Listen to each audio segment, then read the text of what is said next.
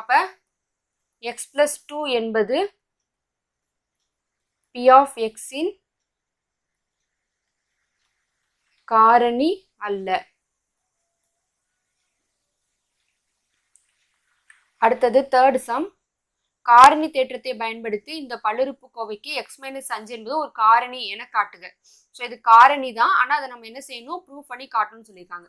So P of X அப்படின்னு நம்ம அந்த பல்லுறுப்புக்கோவை வச்சுக்கலாம். 2 எக்ஸின் அடுக்கு 3 மைனஸ் 5 எக்ஸின் அடுக்கு 2 minus 28 x plus 15. So x minus 5 equal to 0ன்னு எடுத்துக்கணும். எக்ஸ் ஈக்குவல் டு மைனஸ் 5 இங்கிட்டு போவோம் ப்ளஸ் 5 ஆகும். இதை தான் நம்ம என்ன செய்யணும், அந்த பி ஆஃப் எக்ஸில் அப்ளை பண்ணணும். பி ஆஃப் 5 ஈக்குவல் டு 2 5 அடுக்கு 3 minus 5 5 the whole square minus 28 into 5 minus 28 into 5 plus 15 equal to 2 into, so 5 3 தடவை போட்டோம்னா 125 மைனஸ் 5 இன்ட்டு 5 25 மைனஸ் 28 0 மிச்சம் 4 14 ப்ளஸ் 15. ஸோ 125 நமக்கு 125 2ஆல் பெருக்கணும்னா என்ன வரும், 250 மைனஸ் 5 இன்ட்டு 25 என்னது 125 minus 140 plus 15 equal to, so இப்போ வந்து ப்ளஸில் இருக்கலாம் கூட்டிக்கலாம், 265 மைனஸ், ஸோ இது ரெண்டையும் நம்ம கூட்டும்போது ரெண்டையும் கூட்டி அதே குறி போடணும். அப்போ 5 6 2. ஸோ ப்ளஸ் 265 மைனஸ் 265 கழிச்சோன்னா என்ன வரும், 0. அப்போ பி ஆஃப் 5 ஈக்குவல் டு 0 நமக்கு கிடைச்சிச்சு. அப்போ எக்ஸ் மைனஸ் 5 என்பது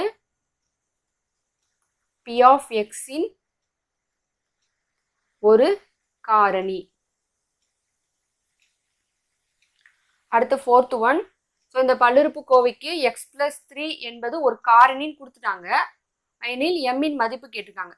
அப்போ இது ஒரு காரணி அப்படின்னால என்ன அர்த்தம், பி ஆஃப் எக்ஸ் வந்து நமக்கு என்னது 0 கிடைச்சிருது அப்படின்னு அர்த்தம்.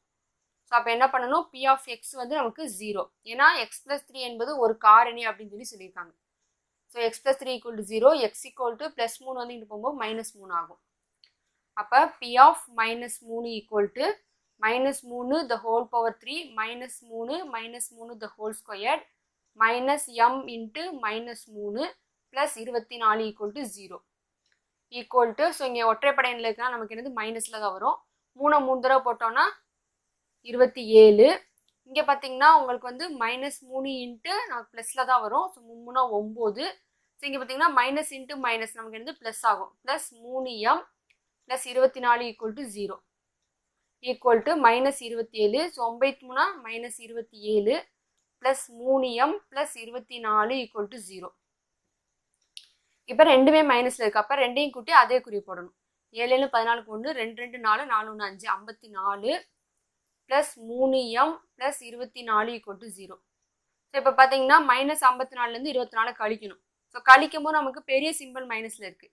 அப்போ minus 30 plus 3m equal to 0. So minus 30 கிட்ட போகும்போது நமக்கு ப்ளஸ் 30 ஆகும். நமக்கு தேவை எம்மின் மதிப்பு. ஸோ 30 பை பெருக்கல் 3 கிட்ட போகும்போது வகுத்தல் 3 ஆகும். ஸோ தேர்ட் டேபிளில் கேன்சல் பண்ணோம்னா 10. இப்போ எம் ஈக்குவல் டு 10.